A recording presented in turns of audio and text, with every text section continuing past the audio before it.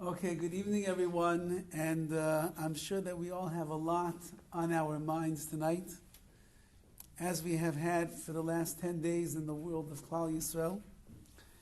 And a Jew always has one place that they can turn to where they know for sure they're going to get a chizuk from, they're going to get inspired, and they're going to get a nechama, they'll get some consolation and comfort, and we'll get direction in our lives to know what does HaKadosh Baruch Hu want from us during this very unique time in the history of Klal Yisrael. As many people have said over the last couple of weeks, we have not seen anything of the like since the Holocaust, where so many Jewish people were slaughtered, literally slaughtered like animals. Rahman al-Islam. We have never been so unprepared for a battle that took us by surprise. We never had so many hostages, and we don't even know what's going on right now in the lives of the hostages. Rahman al-Islam. And HaKadosh Baruch Hu is doifek. HaKadosh Baruch Hu is knocking on the doors, and each and every one of us, of course, would like to know, what does HaKadosh Baruch Hu want from us? How are we, those of us that are stranded here in America, even farther, the West Coast is about as far as you can get. We're stranded in the West Coast. Our brothers and sisters are thousands of miles away. Some of them already inside of Gaza, some of them on the front lines, getting ready to go in, some in the north, some in the south, some in planes, some on ships. And we are so far away, and we feel so disconnected, and we really want to know, what does HaKadosh Baruch Hu want from us? How are we supposed to respond to the situation that we find ourselves in Klal Yisrael in? And how are we going to bring an end to this battle, to these wars that are going on, to the missiles that are flying overhead, to the tragedies that the numbers unfortunately keep getting bigger and bigger and bigger every single day? What are we going to do? And that's really the question that every Jew has to ask themselves whenever there is tragedy, whenever there is uncertainty, whenever there are difficulties in history, in our life. We always have to ask, what does HaKadosh Baruch Hu want from me in this situation? To sit around and mull around in our misery, that for sure He doesn't want. To talk for hours on end about the political climate in the world, and yes, Biden is a friend of the Jewish people, maybe he is not a friend of the Jewish people, he had real guts to say what he said over there. Okay, it's wonderful, but is that going to end the war? And certainly to walk around with anxiety and to be anxious and to be nervous and to be despondent and to get down in the dumps because of all that is going on in Klal Yisrael, for sure HaKadosh Baruch Hu doesn't want that. Ein hashchina shor ela b'teich simcha. The Shechina will only dwell and rest upon a person if he is besimcha, if he is with joy. And we still have to daven, and we still have to do mitzvahs, and we have to have good midos, and we have to treat our spouses in the right way, and we have to go to work and put a smile on our face and not fall apart. We have to celebrate Shabbos, we have to make brachas, we have to make kiddush, we have to do all these things. And it has to be done besimcha, not ba'atzvos, not sad. So Rabbi Shalom, what does He want from us? What does HaKadosh Baruch Hu want from an average Jew like ourselves, who again are 1,000 miles away? There are people that are stranded, there are Israelis that are stranded in America right now. They want so badly to go back. They want to be there together with their brothers and sisters. They don't want to be in Los Angeles. They don't want to be stuck in New York, stuck in Miami. They don't want to be stuck here. They want to be in the trenches together with Klal Yisrael. So somehow, from thousands of miles away, in a little sleepy town called Tarzana, California, somehow we also have to feel that we're in the trenches and that we're fighting together with them, and that there's things that those of us that are here are able to do to join into the battle and help Klal Yisrael fight the war and bring an end to these tragedies and to the difficulties and to the suffering and to the pain, and be the ammunition and be the secret weapon that HaKadosh Baruch Hu has prepared to help us and help Klal Yisrael and help our brethren that are there literally on the front lines with never knowing exactly what is going to happen, give them the power and the koyach and the ammunition to fight against these atrocious enemies who are trying to destroy Klal Yisrael. That's really, at the end of the day, that is what they want to do. Their goal was not just to come along and kill a few people and massacre. It's not what their goal is. Their goal is to destroy all of Klal Yisrael. Now that the IDF has gotten on top of things and they're finding out in their intelligence what was the plan, the real plan was to plow through the land of Eretz Yisrael, come to Yerushalayim and go to the Harabais, to the Temple Mount, and destroy every single Jew along the way. That was their plan. HaKadosh Baruch Hu made nisim after nisim, miracle after miracle. He never abandons Klal Yisrael, and he made miraculous things take place that stopped them in their tracks. And if they would not have been stopped by the Rebbeinu Shalom, it would have been a much larger scale massacre than it was. And we have no idea what the world of Klal Yisrael would look like at this point. It's bad enough already, but it would have been 1,000 million times worse. But HaKadosh Baruch Hu in His Chesed stopped them in their tracks.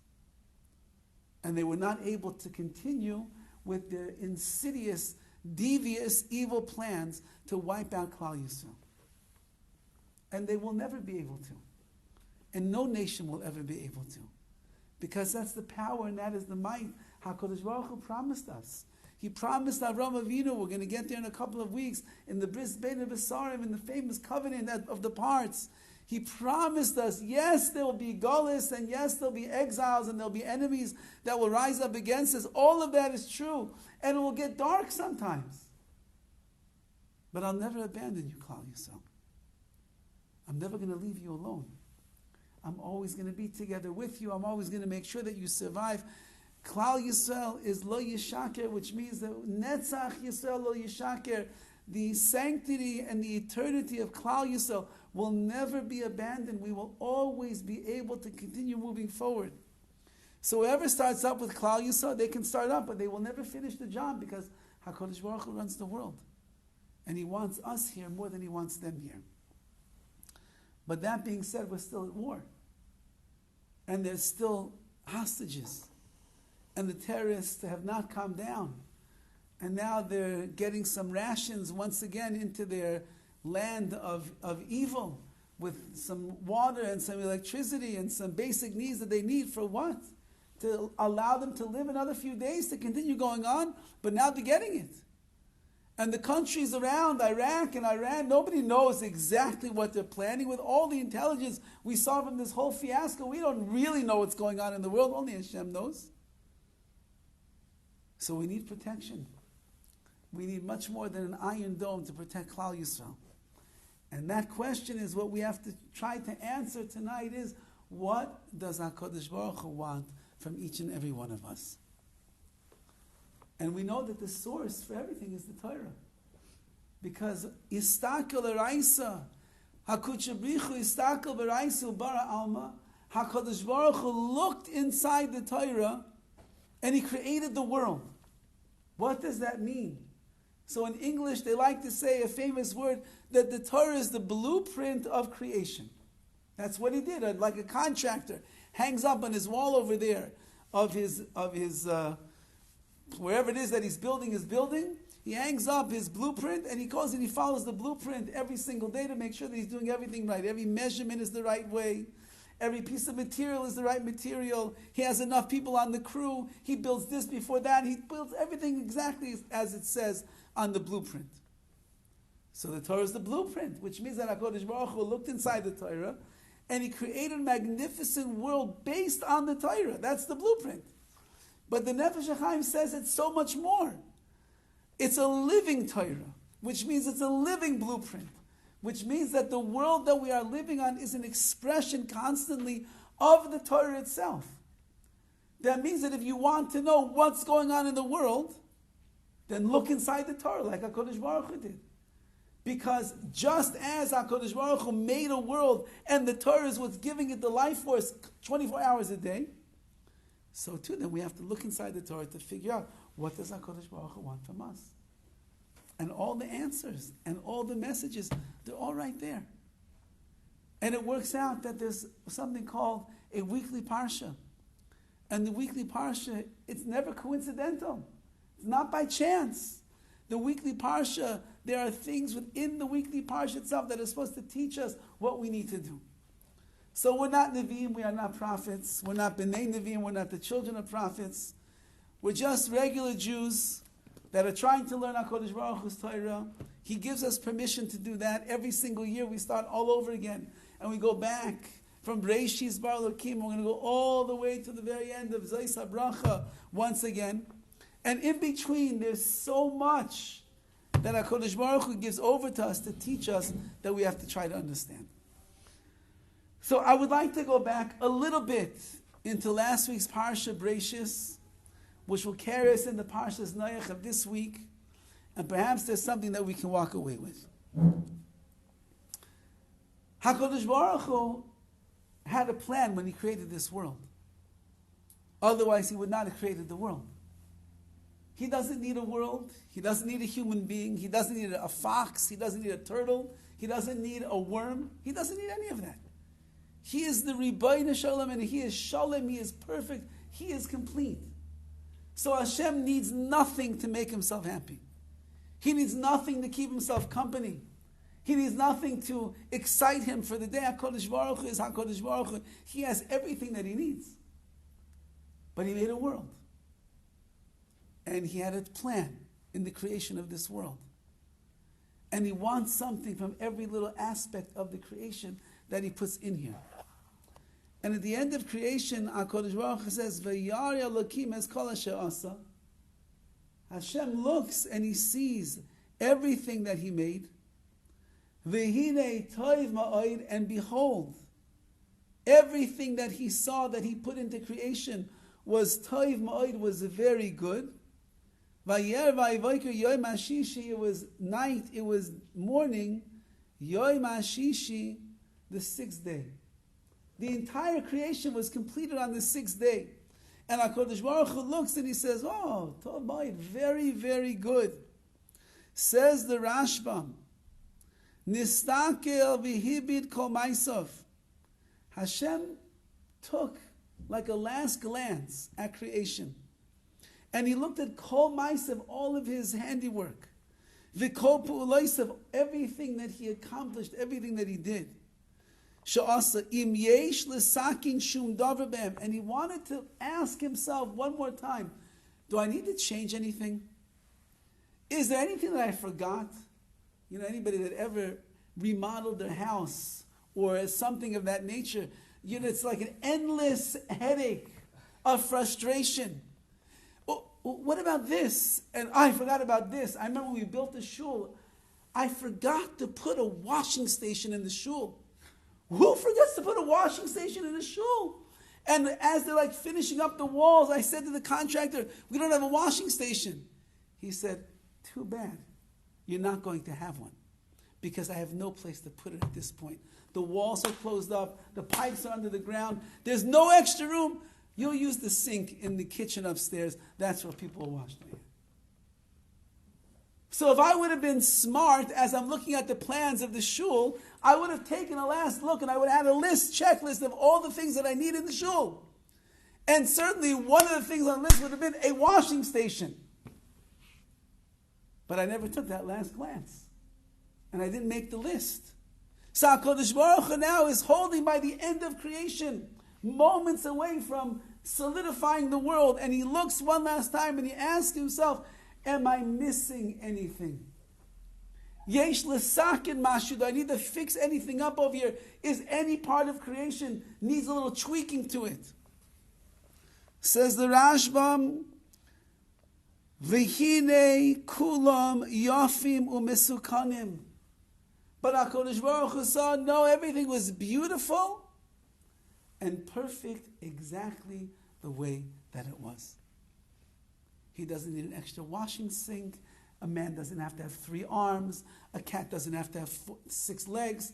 Everything is exactly the way it's supposed to be.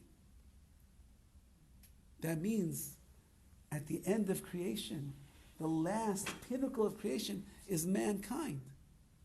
That means man is perfect as they are. They don't need anything. Hashem doesn't have to make us any better. If He wanted us to be better, He would have made us better. He made us as we are. And then we go through the Chumash. From the very beginning, it's all downhill. It's destruction and mistake and sin, one after the other. Adam Arishon, my dear friend, says HaKadosh Baruch Hu, Yitzir Kappa, the most beautiful handiwork of this creation. Listen, the whole world belongs to you. One thing I'm going to ask you, don't do. Just one thing. Not 613, not 600, not 500, not 248, Mrs. Loisa say, just one thing. Don't eat from the tree of knowledge of good and evil. That's all you have to do. The whole world, everything else, do whatever you want. No problem. It's so hard to do. I mean, you have 99.9% of the world is all yours. It's free for the taking. Do whatever you want. One thing, HaKadosh Baruch Hu says, don't eat from that tree. Because on the day that you do, Mois Tammuz, you will certainly die. Adam is created on Yom HaShishi, on the 6th day. There's a lapse of time between the 6th day and Shabbos coming in. And before the sun sets on Friday afternoon and the first Shabbos of the world takes place, Adam has already eaten from the Eitz Hadas Tov, which he was told, that's the only thing you can't do. Says the Rashbam, Behine Kulam Yafim Umusukanim. However, you should know, the world is perfect. If I wanted man not to be a sinner, I would have made man not a sinner. If I wanted to make a man that would always be able to conduct himself in the way of malachim, of angels, I would have made mankind in such a way. But I didn't make man like that. I made him perfect exactly the way that he is. And Adam and Chava have two beautiful children, two little boys, boisterous, vivacious, young men. And they're out there in the fields and they're supposed to bring some kind of an offering to HaKadosh Baruch Hu. And Cain brings one of a lesser degree, and HaKadosh Baruch Hu doesn't turn towards Cain's, he turns towards Hevel. And Cain gets a little bit jealous and angry and upset. And he takes out his rage on his brother and he kills his brother in the field. Talk about brotherly love. You know, our kids fight. There was one of the women in Yeshiva Lane when we were there. My wife used to ask her for advice. We had little boys, they were like beating each other up all the time. So this woman came from a family of, I think, 14 or 16 children. And there were and they were big. They're all like 6 foot is like minimum in that family, and those are the girls. Okay, so they were a huge family. The boys were gigantic. And they were raised in a 3-bedroom apartment. And my wife asked this woman one time, so like, when do you get involved in the fights of the kids? Like beating each other up and making each other cry. When do you get involved? And she said the rule in our house was, our parents left us alone unless we drew blood. When there was blood, my father and my mother stepped in. So here you have a brother who gets jealous with his own brother and he kills him. And HaKadosh Baruch Hu says, Cain, what did you do? What did you do? Punished for centuries as a result of that. Adam Arishon punished, banished from Gan Eden. The Garden of Eden, the pristine, beautiful place where he's supposed to live out the rest of his years. Gone. Food, you have to work hard for it now till the sweat of your brow. Your wife, she's going to suffer every child that she has in labor. This is the pre of the epidural days. Epidural takes away the curse. Hashem made it that way, but we take it away. We don't want the curse, so we take it away. Easy for me to say, I never gave birth before. You want to use an epidural, ladies? Use an epidural, please.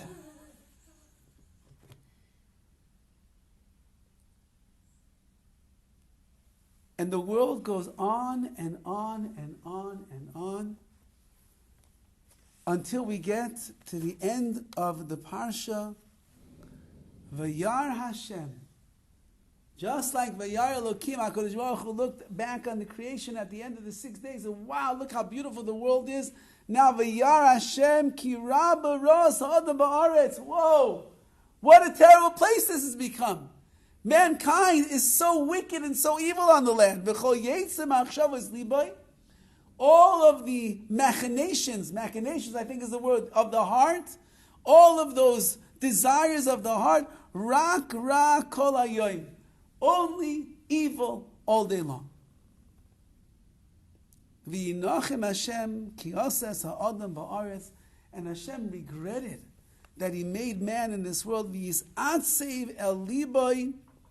And the simple understanding of those words is He was actually sad in His heart that He created mankind. Vayomer Hashem emches ha'adam asher barasi. I'm going to destroy man. I'll wipe him out from this land. From man until animal. Creepy, crawly thing. Birds in the skies. I really am sorry that I created everything. Wait a second, Hashem. At the end of creation, V'yar Elokim es kol she'asa. And He says, Talmud, it's perfect. What a great world, says the Rashbam. He looked to see, should I fix anything? You know, what Hashem doesn't know what's going to be in the future? He doesn't know that man's going to come to be tempted by sin? He doesn't know what Adam's going to do, what Cain's going to do? No, He saw it all, and He said, you know what, it's good. Toiv moed, it's very good. And now at the end says HaKadosh Baruch Hu, you know, I'm really sorry that I created this world. Let's destroy it. We'll start all over again, and you know what, maybe I'll do myself a favor. I'll just get rid of it altogether, what I need it for. Just a headache. So HaKadosh Baruch Hu, what is it? You're happy with the world? The world is perfect the way that it is? Or you're very disappointed in I don't know, say such a word, that you're disappointed in the creation that you made? That you are ready now to destroy everything that you made? What exactly is going on in this? And let's just go back 1 second also, because when HaKadosh Baruch Hu looks back and He sees the end of creation, Toiv Ma'ayid, every other day was only Toiv, was only good. The last day is Ma'ayid, very good. And Chazal want to know, what is the Ma'ayid, what is very good about the last day of creation? So if you look at the word Ma'ayid, Mem, Aleph, Dalid, the Midrash says if you switch the letters around, you get Aleph, Dalid, Mem, that is Adam. What is so good about creation that's very good? Better than the trees, better than the sky, better than the fish, better than the animals? Adam. Man is so good. He's great. But the Midrash says one other thing over there. What was Toiv Ma'ayid? What was very good about the creation, the end of creation? Yes, it's Adam, it's man. But you know what is so great about man that no other animal, no other species, no other object in this world has? A Yetzer Hara. The Yetzer Hara, that's very good. That's incredible. Says HaKadosh Baruch Hu, I'm equipping man with the greatest tool in the world. It's called the Yetzer Hara, which is the evil inclination which will reside inside of the heart of man. At the end of the story, HaKadosh Baruch Hu says, you know, on second thought, maybe creation is not so tov ma'id after all. Because I really am sorry that I made all these people. They're running around sinning all day long. I can't take this anymore. I'm so despondent and so upset. Says, let's just wipe them off the face of the earth. So which is it? Are they tov ma'id? Is it very good? Man is very good. The Yetzer Hara is very good. Or is it really bad? So this is not my question. This is really the question that Rashi brings down at the end of the Parsha. When it says, V'yis'atsev el liba, HaKadosh Baruch Hu seemingly was very sad in his heart. However, Rashi writes, Nis'abel al avdan ma'ase yadav. He was mourning over the loss of his creation. Mankind had descended to such a low point in history at this moment that HaKadosh Baruch Hu had to destroy them, and he was Nis'abel. He was mourning over the loss of his handiwork. Says Rashi, Goy echad sholes Rabbi Yeshua ben Korcha. Once upon a time, a goy came to Rabbi Yeshua ben Korcha.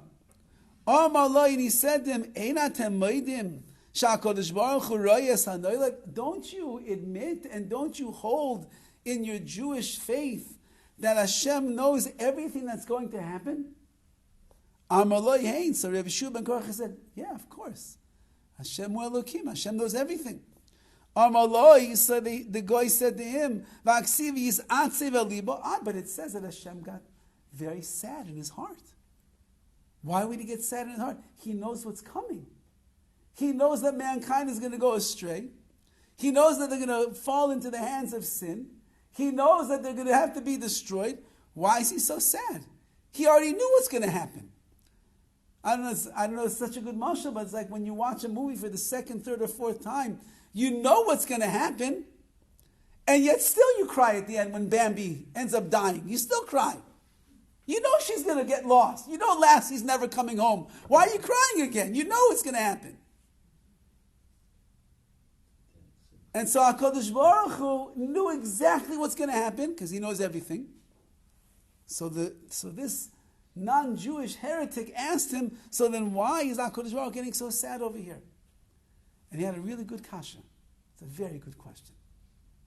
If I'm Hashem and I know everything, nothing is a surprise to me, and I set up mankind for failure because I know they're going to fall into sin because I know what the future is going to bring, and I know that the Yetzer Hara is very powerful and very strong, and I know that not every man is going to be able to control his Yetzer Hara, and even if he controls it sometimes, he won't be able to control it all the time.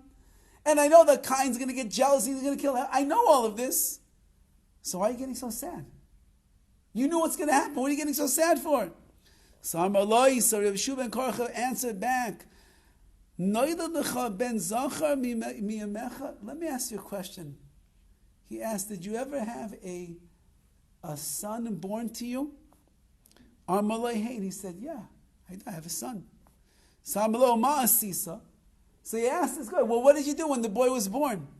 He said, oh, I was so excited, I was so happy. I made a big party and a big festival. Actually, everybody should be happy. So Rabbi Yeshua ben Korcha said back to him, don't you know your son's going to die at the end of the day? What are you making a party for right now? At the end of the day, you're going to have to stand by the graveside. He's going to die. Why are you celebrating at this point? So the goy said back to him, at the time of rejoicing, you rejoice. B'shas avela, at the time of mourning, you mourn. Rabbi Yeshua ben Korcha answered back, that's exactly what HaKadosh Baruch Hu is doing. Even though it was revealed before Hashem from the beginning of time, that man is going to sin, and he's going to have to destroy them and wipe them off the face of the earth.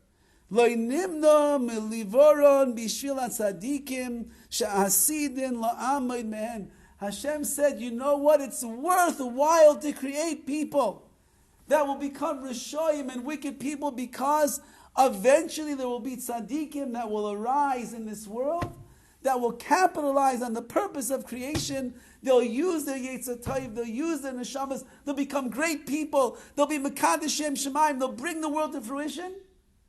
It's worth taking the chance, says HaKadosh Baruch Hu.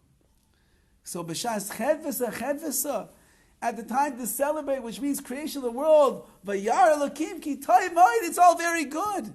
It's great. I have to destroy the world right now? I'm mourning the loss that I have to destroy the world right now. I wish it didn't get to this place, but thus is mankind. He is fallible.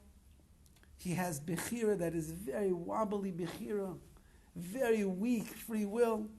He gets trapped in situations that he has a hard time extracting himself from. He doesn't have the courage and the koyach and the stolz and the inner strength to make the right decision. He's swayed by the tides of the world around him, by the society that he lives in, by the koyches atuma that are in the air. What can we do? But there will be tzaddikim. There's going to be a Noach, an Avram, a Yitzchak, a Yaakov, a Moshe Rabbeinu, an Aaron HaKohen. There'll be a Serech Mas Asher. There'll be a Yosef HaTzadik. There'll be such amazing people. And all of those amazing people would never be developed. They would never come into this world if it would not be for the fact that I let humanity run its course. So for the tzaddikim, it's all worth it, says Hashem. And at the very end of the parsha, the Torah reveals to us that although that HaKadosh Baruch Hu is ready to destroy the entire world, v'noyach matzah chen be'enei Hashem. There was one man who found favor in the eyes of Hashem. And because of this one man, HaKadosh Baruch Hu said, that's the tzaddik that I was willing to create the entire universe for. And because there's at least one human being in this world who understands what the purpose of life is all about, I have now decided I'm not destroying the whole world. I'll destroy mankind. I'll destroy every single animal. Like Rashi points out, the animals were corrupted by mankind as well. So we got to get rid of them because we can't have a world where there's so much schmutz in this world. But Noach, matzah chen be'enei Hashem, he finds favor in the eyes of Hashem, says HaKadosh Baruch Hu, for him, I will not destroy the world. But I want the world to be built from people like Noach. Says the Ramban, on these words, what was so unique about Noach that he was matzah chen be'enei Hashem, that he found favor in the eyes of Hashem? Says the Ramban, v'hizker zeh keneged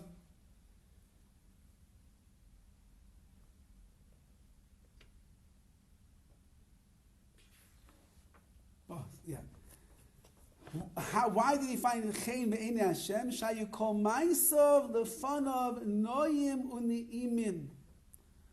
All of the actions that Noach did, they were na'im, they were pleasing, and they were fitting, they were pleasant before HaKadosh Baruch Hu.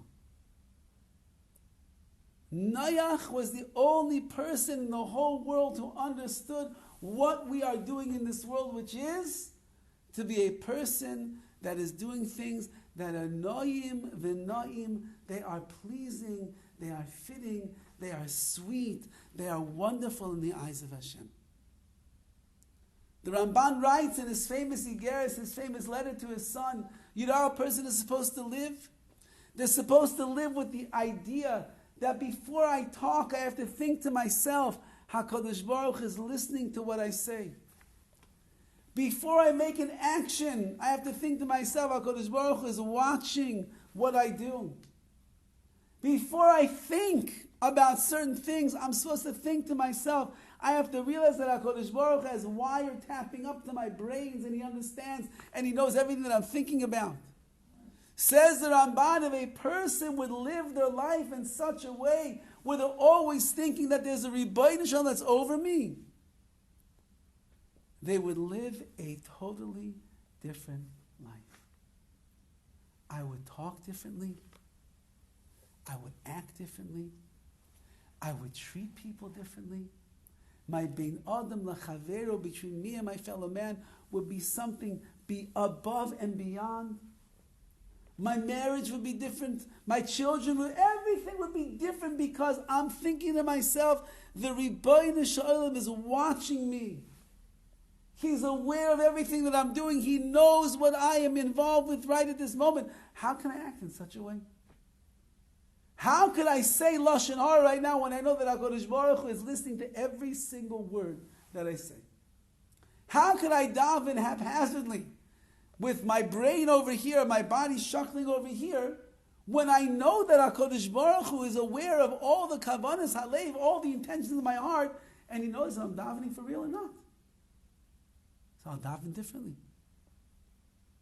How can I make that excuse of why I didn't go to the shir tonight when HaKadosh Baruch Hu knows it's not really such a good excuse? Hashem knows exactly what I could handle, what I can't handle. Says the Ramban, what was so special about Noach?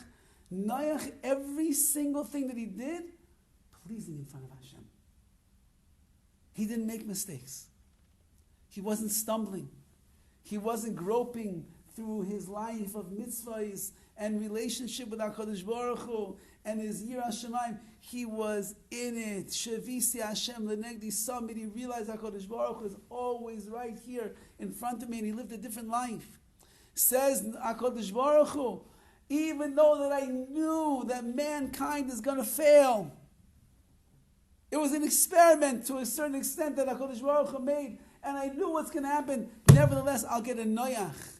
There'll be one person who lives in a world that's so depraved and so dark and so backwards, so filled with impurities. One man's going to rise to the top and do everything pleasing in front of my eyes. That's what life is all about. That's why I made a world.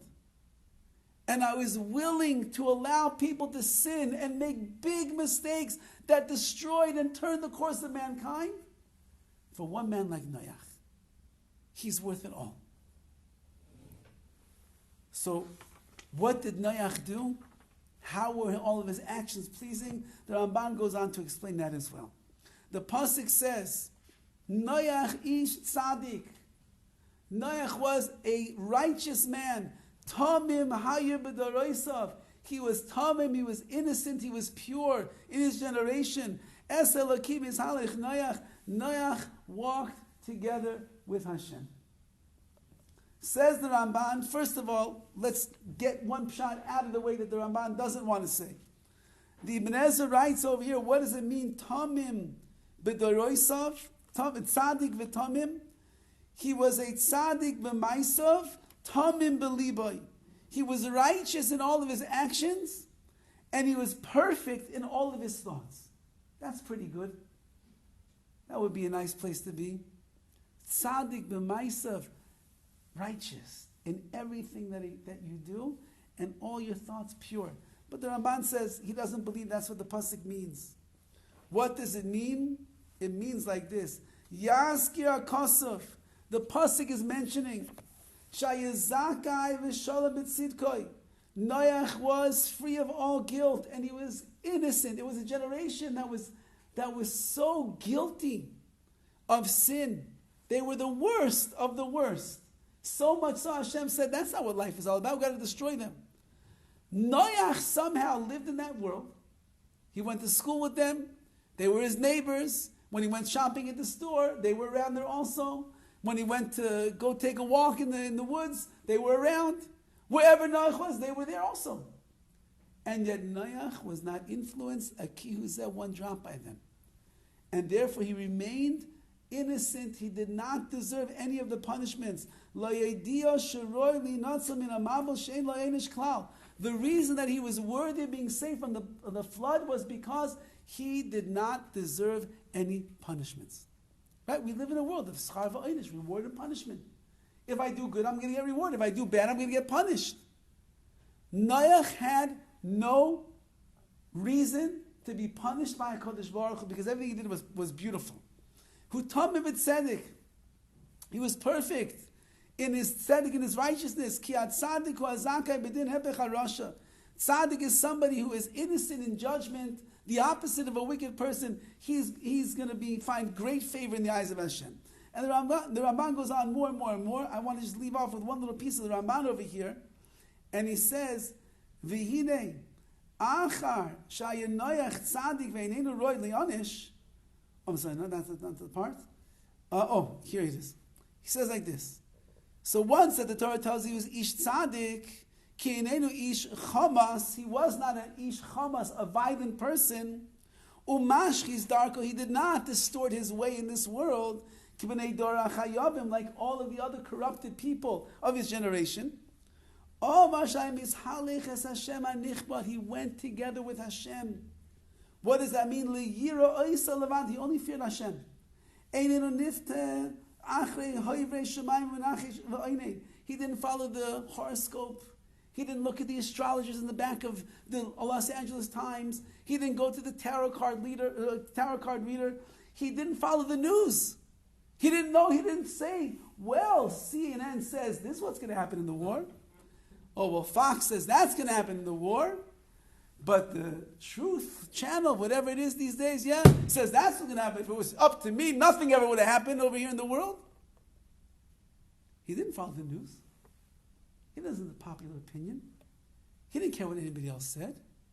He's Noach Ish Tzadik Tomim Hayisa B'Dayroisav. He followed. He was going with Hashem, and that's where his focus was. V'kol shekein achei avodah zarah. All the more so he never went after avodah zarah.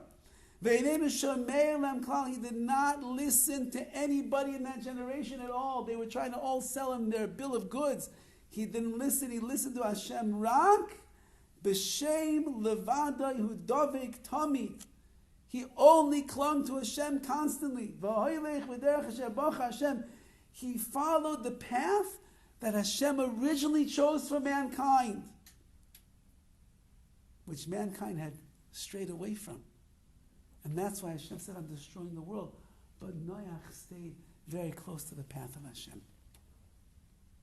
And because of that, Noach gets saved, and his wife and his children and their wives get saved.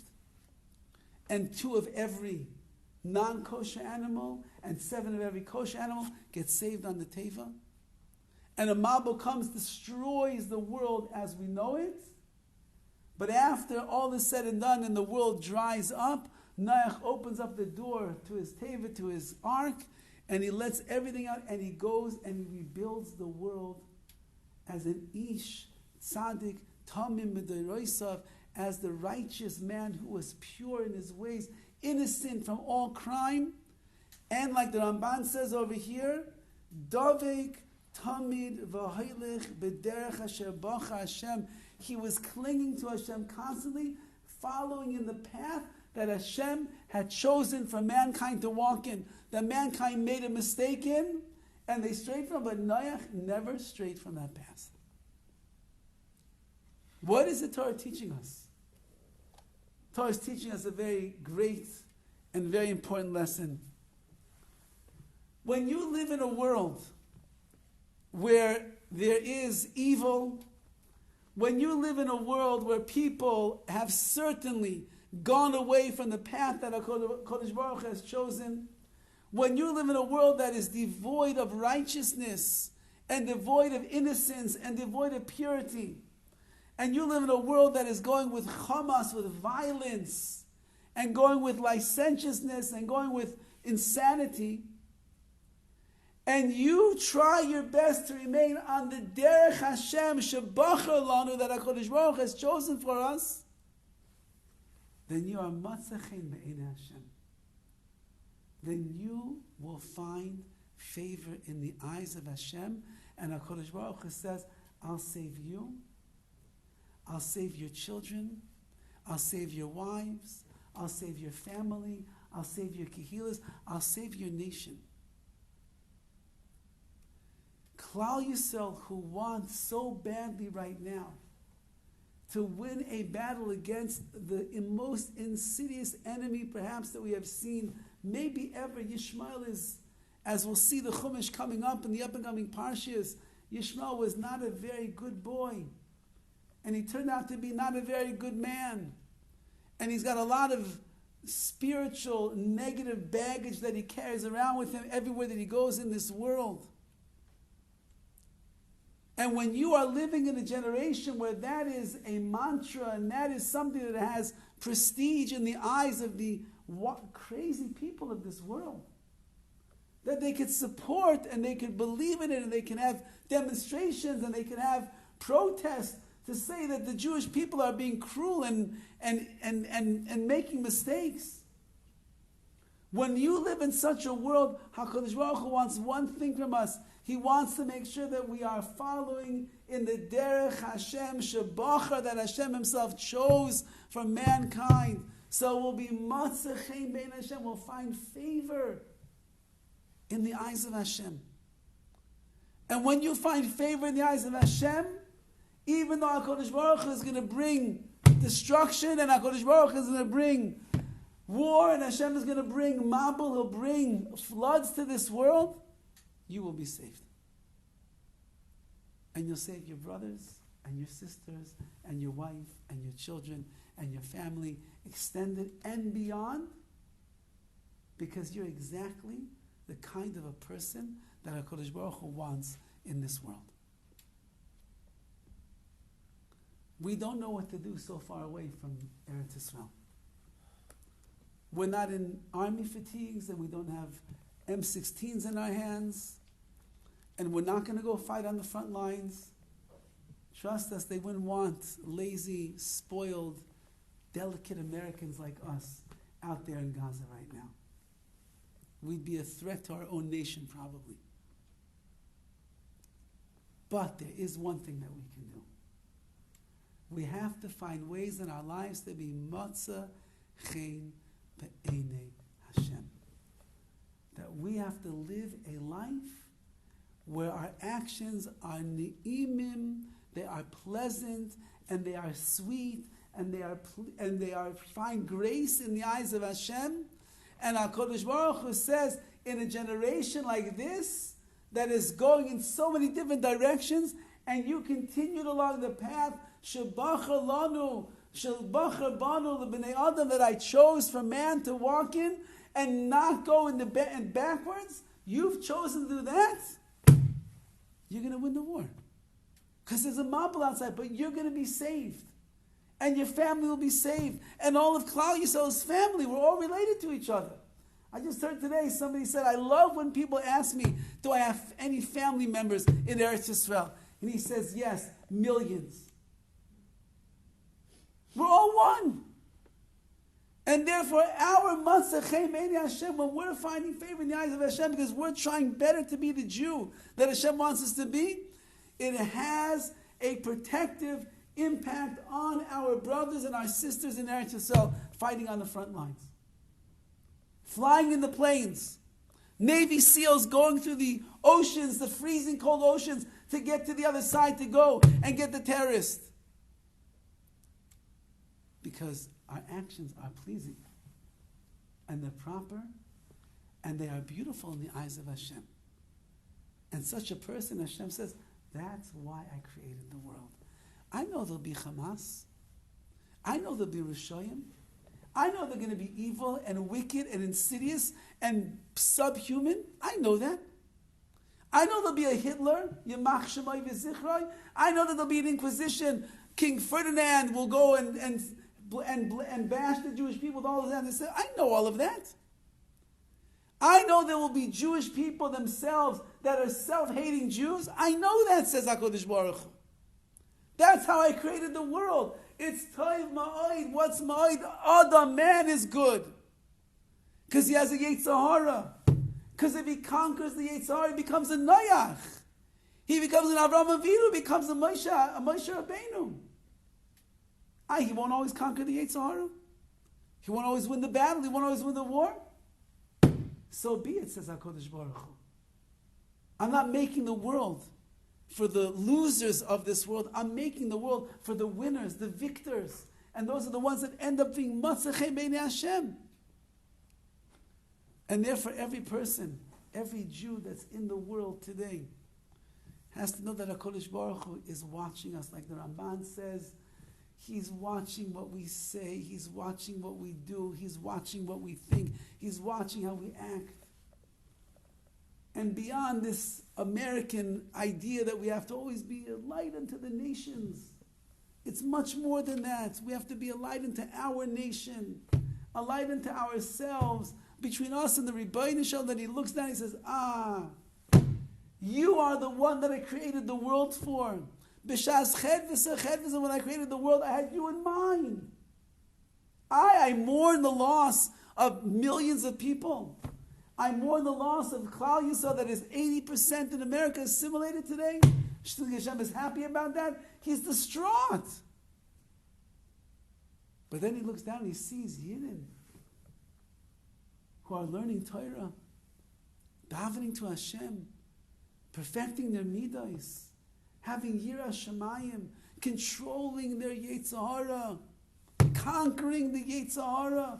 Like the Mishnah Pirkei says, that greater is the one who will conquer his Yetzer Hara than the one that will go and defeat an entire city. Because it takes more strength to overcome the internal battles than it does the outward battles. So we all have battles. We all have wars that we are fighting.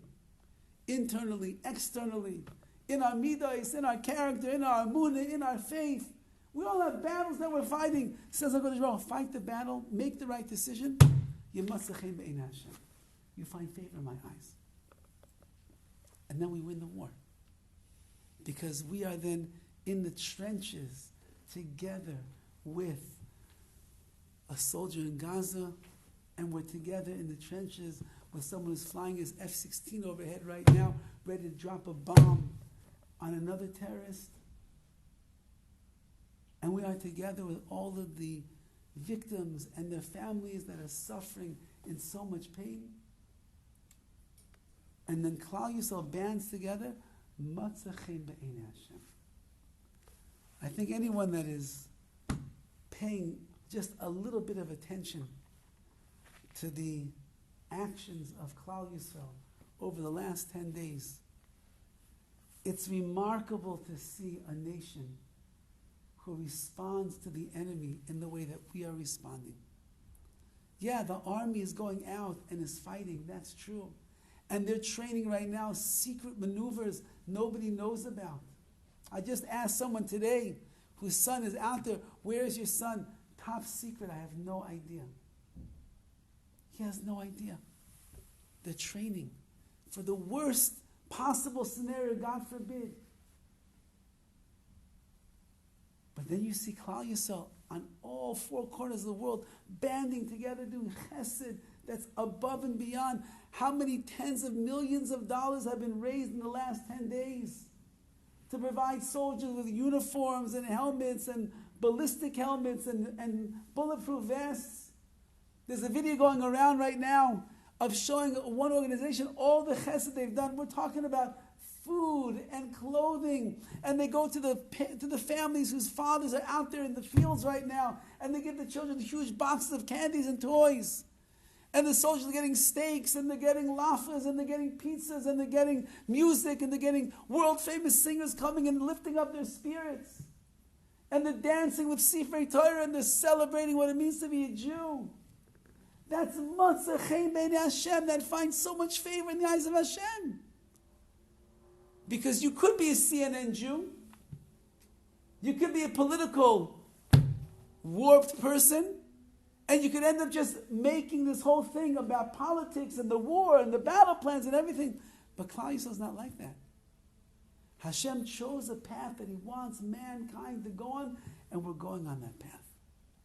More now than probably ever.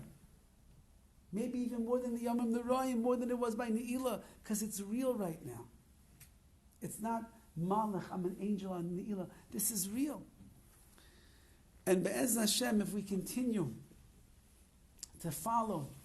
So I just heard a story today. There's a certain unit, a tank unit in Eretz Yisrael, that needs a special kind of a tank to run its maneuvers that they have to do. And the army doesn't have the tank. So they put out a word to America, American Jewry. We need a tank. A special kind of a tank. And there was a group of Gvirim that heard the call. And they figured out how much this tank is going to cost. And they said, we'll buy the tank. But how do you get a tank from America to Eretz Yisrael? FedEx, do you have a box big enough for a tank? So they called and they called and they called and they called, and they finally got through, I think, to DHL. And DHL said, if you deliver us the tank, we'll deliver it to your people in Eretz Yisrael. Can you imagine such a thing? There's commanders out there that say, we need something, and the Jews over there say, we'll take care of it. And the Goyim themselves are so nisbah, so amazed, will be a part of it also. So the things that we see that are going on, again, don't watch the news and don't read up every single day and try to figure out all of the experts that they have in their political understanding was, forget about that. Don't look at the nasty pictures and the gruesome details, and don't keep talking about all the horrific events that we heard about. That's not going to help our fortitude and our amun and our bitachon in Hashem. It's not going to help us find favor in the eyes of Hashem. It's going to make us anxious and nervous and sad and down and thwart our plans to become better people. But if you want to watch the clips of the Jewish people helping each other out, giving each other brachas, making tzitzis, bringing food, bringing care packages, making concerts. You want to watch the Hasidim dancing together with the soldiers, with an Israeli flag in the background behind them. You never saw such things in your life. And if you want to be a Jew in California or wherever you are and do what's right, na'im, pleasant and pleasing in the eyes of Hashem, that means that our Torah has to be stronger, our davening has to be more sincere, our midos, we have to break them and we have to work on them and fix them up. The Yetzaharas that we are battling, that's the war, that is the battle that we can be in. It's time to conquer them. How long can we let the enemy continue to swim around inside of us and just take us over, take us hostage, and not overcome it, and not break it, and not beat it? And if we do that, so then we are like a Noach of this generation. We're living in crazy times. You all know that. I don't have to tell you that. And if you read the news, it's even more crazy than you could even imagine. In Toronto today, there was a protest, a pro-Palestinian protest, where they were chanting, "Off with their heads," in the streets of Toronto. Pretty civil. I was there before. It's a pretty civilized place. So I thought. And there's college professors, which, I don't know if you heard this story. I don't know why I hear every single story that there is right now, but there was a college professor that said, could all the Jewish students please raise their hand? And they all raised their hand. He said, please go stand over there in the corner in the back. We're going to isolate you, so you know what the Palestinians feel like now that they're isolated and cut off from water and power and food. Really? Really? Mr. Yale? Mr. Harvard? Really? Is that what we're talking about? That's the wild world that we are living in. So when HaKadosh Baruch Hu looks down at a world like that, and then he sees, whoa, look at those Jews. Look how they're serious about their davening, and they're serious about their learning, and they're serious about their midos, and they're serious about their shalom bayis. Look at them. And look at their Avas Yisrael, look at the chesed that they're involved with, and the money for stock and the tshuva, look at them. Matzah chem be'nei Hashem, Sakta Torah, you found favor in my eyes. And even though there's a mabul that's going on around the world, I'll save you. You're in a teva, you're in a protective box of kedusha, because of all the good that you're doing, you will be saved. And we will give the power to the soldiers that are fighting the battle to have the strength and the siyata d'shemaya and the heavenly assistance that they should be protected in all of their maneuvers and all of their missions that they have to go on. They should all come back safe. Be'ez Hashem. Just like Noach and his wife and his sons and their wives, Vayiske Elokim es Noach v'kol Hashem b'teva, and all the animals in the teva also survived. If Hashem can remember the animals in the teva, He can certainly remember all of His precious Yidden that are out there fighting this battle. Now, Kodesh Baruch Hu see us trying our best, but really trying our best to fight our own battles in the world, to make ourselves better people, to make ourselves better Jews, more Dovid, like the Ramban writes, Dovid Tamid, constantly close to HaKadosh Baruch Hu, going in the derech, in the way that Hashem has chosen for mankind to go in. And in that zechus, in Yetz Hashem, HaKadosh Baruch Hu should rescue Am Yisrael from the mabul of destruction and hatred and evil that is in the world. All of our soldiers should come back safe, and they should come back sound, to be reunited with their children and their wives and their mothers and their fathers and their families, The hostages, Be'ez Hashem, should be returned to their families. And we should only see that this is not just the beginning of the end of this milchama, of this war, but it's really the beginning of the ultimate geula, the ultimate redemption. Just as HaKadosh Baruch Hu saved NOACH and brought a whole new world into existence as a result, we should be matzah bein Hashem, find favor in His eyes. Hashem should rescue us and save us and all of Klal Yisrael and bring us to the ultimate new world, that is the world of the Bias Koyal Tzedek, Mashiach Sidkeinu B'mheira V'yameinu.